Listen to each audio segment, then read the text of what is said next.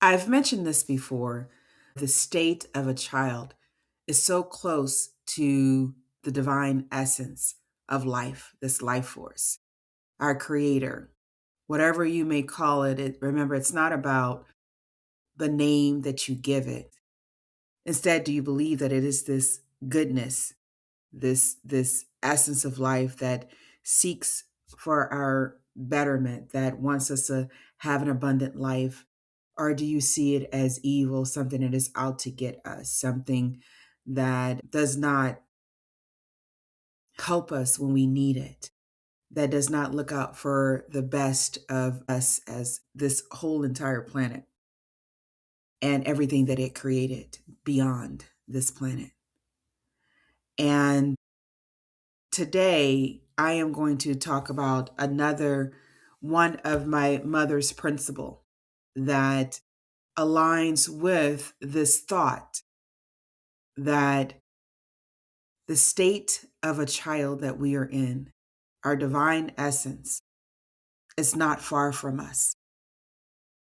And that is what we want to focus on. We want to focus on this divine essence that we have and not the people or the experiences that we encounter to a point that we lose who we are, our truth.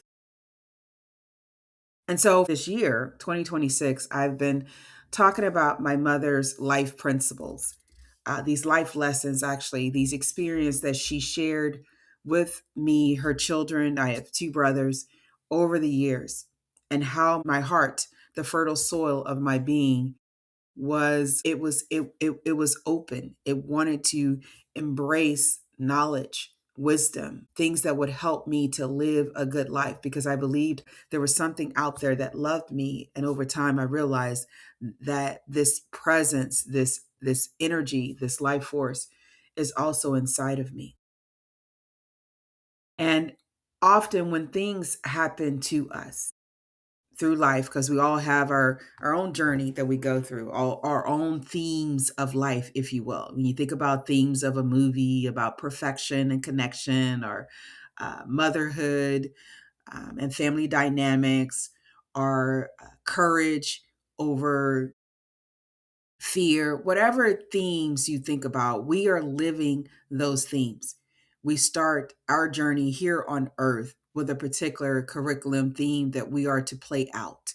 We are, if you will, the underdogs. We are the protagonists. We are the antagonists. We are everything in between. Because as we interact with people and the different stages of our lives, there are the different emotional states, the feelings, the pain, the unhealed wounds, the knowledge, the wisdom that we gain. We share that. We interact with different people, and every experience is some type of divine workmanship, I believe, to bring out the best in us. Every experience is an opportunity to not only continue to cultivate our character, but also express the truth that is within us. And things can happen that can throw us for a loop. Our thoughts can change in believing that someone is out to get us, and believing that we are unworthy, not pretty enough, not good enough. All these thoughts that come into play and can sow into our inner garden, our inner sanctuary, and begin to change us from the inside out. And we see physical manifestations. We see the law of attraction in effect, because whatever we consistently plant and nourish, cultivate within, we eventually express in some shape or form. And we also, as tenderers of our garden, pass this on to other tenderers, our children. And this is how it can either become the generational cycle of pain, or the generational cycle of love. And the main thing that impacts as much as possible in alignment with the source of life, remembering who we are. Because when you boil down to all these things that happen in life, especially when you think about violence, and I'll never forget, and I don't know who this happened to, but someone had shot someone else. And when it was all said and done, he said, what happened? What happened to me? And literally felt like he was a different person. And that's what anger, that's what guilt, shame, these common weeds, doubt, self-doubt can do, is they can literally rob us of our spiritual fruit. And we therefore forget the divine essence that we are. We end up doing things that are unbecoming. I never thought that person was like that. They were always kind, they were always considerate. And when you think about the cycle of pain, that's what I think about. I think about that so many perceptions of our life events have taken root in our garden, because it's about perception. Because as you know, one thing can happen to one person and they have a different reaction or action, different thought patterns, different beliefs, things. Well, it's the perception. What did we perceive of that event or that experience? Did we see it as something to learn from, or did we see it as something as this world is an evil world? It sucks. What they did was wrong, and we start blaming, and we start casting stones, whatever it may be. And it's not about feeling guilty, because I believe at the heart of the generational cycle of pain is awareness. And we lose that again when we perceive that the world is basically out to get us. And when we have that thought, we're negatively impacting our spiritual nature in so many different ways. And so my mother was very influential growing up as a woman who left a marriage because she was not thriving, and it was something that she did not want to continue to experience, the physical violence, the emotional, the social isolation. And she didn't want her children to take on those characteristics, because it's one thing to have your spouse doing that, it's another thing to have your children doing that, because you're experiencing that, and then the potential for them to continue to do that and pass on the very thing that you left, the very thing that you felt like you couldn't do anymore. And so after years of finally regaining her voice, I mean, my mom started early on. I remember her being this firm person at an early age. But I also too, I know as an adult, some things I didn't understand. I know that was her pain, and trying to make sense of her pain, and regaining her voice. And so she would tell us about her life lessons in hopes that we would have a better life. That was one of the things my mom wanted. She wanted a better life. And so these life lessons became these foundational blocks, if you will, that I rebuilt my inner and my outer garden, as I share in my recently published book, The Inner Garden. It's the 53 principles. And one of them is you can't change grown folks. Now, that will hit you twice, three times, and you may be hesitant about sowing that in your garden. But if you really just think about that for a second, that often we can spend a lot of time trying to change adults, trying to change their habits, and often we're not addressing the meat of it, and a lot of this stuff happened in childhood. If you really think about the things that maybe people did that you perceived as unkind, somehow, some way they got that from somewhere, and their processing of that did not lead to a healing. It led to probably anger, frustration, bitterness, whatever it led to. You see the fruit of that. And the fruit of that is the projection of pain on someone else. Because we have the right, the divine right, to reject and accept things. Experiences happen. If you think about the Super Mario's game, and how when he hits something, these coins come up.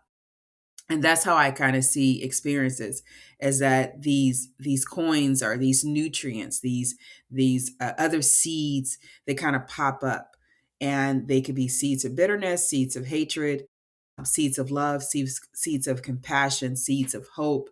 And we choose what seeds we want, because it can go either way. And whatever we continue to nourish through our self-talk, through our interactions with people, the environment we put ourselves in. You think about your circle of influence, the friends. Are they ones who continue to feed bitterness and talk about blaming people? Are they ones that talk about forgiveness or talk about life and just enjoying life? Who are the people that we're hanging around with? And the things that other people say to us or that they will do. All of that plays a significant role in what we nourish and what we cultivate and what we produce from this inner sanctuary, this place that we're supposed to have harmony, seek refuge when we sit by ourselves and we sit with the higher essence of us. This is where we're supposed to feel this harmony, this inner peace, and it's where we derive our health from, because there are linkages between chronic conditions and the thoughts that we have, and consistently how they again express themselves as a tree expresses fruit, and that fruit can be nourishing or it can be not as nourishing, and it's about tapping into that power. And the way that we really can do that is that we heal from the inside out. I'm talking about something spiritually. I'm talking about really feeling the happiness, the harmony, that despite what is going on, you're at peace with yourself. You know where to go. You know that what you see isn't something that you have to take and plant within yourself, that it may be happening in the world, but your thoughts can play a very positive role in how this world is shaped, because our individual consciousness affects the collective consciousness. And so going back to you can't change grown folks. As a child, we come across things, experiences, things that adults say and they do and they don't do.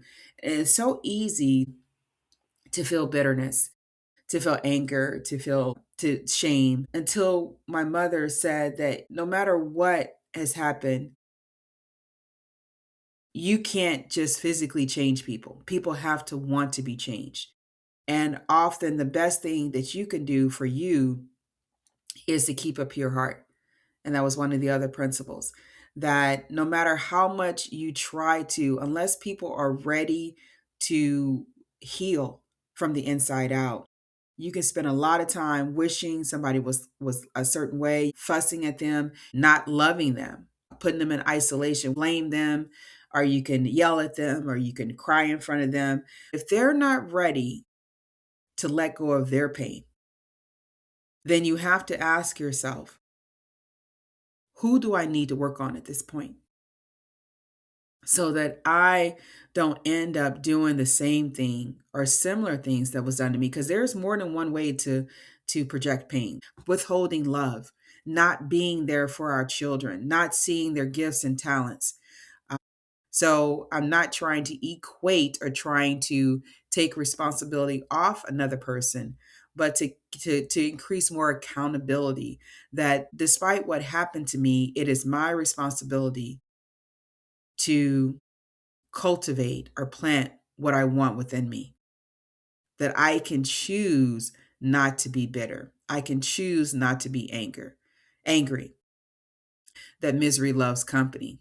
Well, there's some truth, of course, to that, right? And often we want to unleash that pain that we're feeling. So one way that sometimes it's done is by projecting it on someone else, not realizing that you just made the pain worse, right? Because now it was not just your pain and the person that did it to you, but now you've imparted some of that on someone else. We really want to be free. We really want to have that peace of mind, free of anger and bitterness. That's what we seek, and there's so many ways we can do that. Healing from wounds is a process. It is necessary. It takes time. Understanding that I am responsible for who I am. This life is a gift, and how long do I want to continue to hold on to consistent negative emotions and be in pain, headaches, arthritis, bladder issues, skin problems, inflammation? How I can change this path, because often the people that project pain, they have the same emotions. And their emotions led to a specific action. And if you continue to hold on to those emotions, they will lead to specific actions too, as well, words that are spoken. And we have to be careful of that. When we accept the truth, that's when we can move forward in life. And so if you want to know what's going on inside of you, pay attention, be observant to what you're saying to others, to what you're doing, how you're living your life, to the responses you're receiving from your children. What are they saying to you? Because again, I believe that children are so close to divine nature. And it's not just children, it is the childlike state of divine essence. And we can always go back to that state where we're curious, where we're loving. We can always go back to that. And the way that we go back to that is that we heal from the inside out. We accept what has happened and we reject the negative thoughts and accept the higher virtues of life, compassion, understanding, purpose, and truth, and know that we're not here to be the brunt of someone's pain, but we're actually here to help each other, including ourselves, remember who we are, the divine essence, the strength that we have in us to transcend life. This is Timika Chambers with Create a Generational Love Cycle. I've given some nuggets about how my mother's words of wisdom, you can't change grown folks, has helped me to heal from the inside out and continue to help me, because it's a process. When you meet different people, it's like you go to different levels, you go through different growth stages, and it's carrying this principle that has helped me to clean out, to uproot weeds of anger and fear and shame, and continue to do so. So I'm passing this on to you, a life principle to help you to remember who you are, to help you create a generational cycle of love. I'll talk to you soon. Have a great Friday. Remember, Mondays on Fulfill Your Divine Purpose Facebook, I do live videos helping overcome many of the issues that people say that can cause heart problems, heart related problems. You do not have to be a statistic, being that Mondays is the pick day of the week that many people have cardiac events. When you start really becoming more of who you are, I believe you increase your heart health, you increase compassion and that's through the compassion and the love that a body thrives on. But it's through those negative emotions that we can actually strip ourselves of the joy, the inner joy. And I believe that much of that is behind these cardiac events. All right, I'll talk to you guys soon. Take care of yourself. Thank you so much for listening. Please pass this episode on, Healing from the Inside Out, if you believe that others can benefit from it, and make this lifetime great, because you have within your power to do so.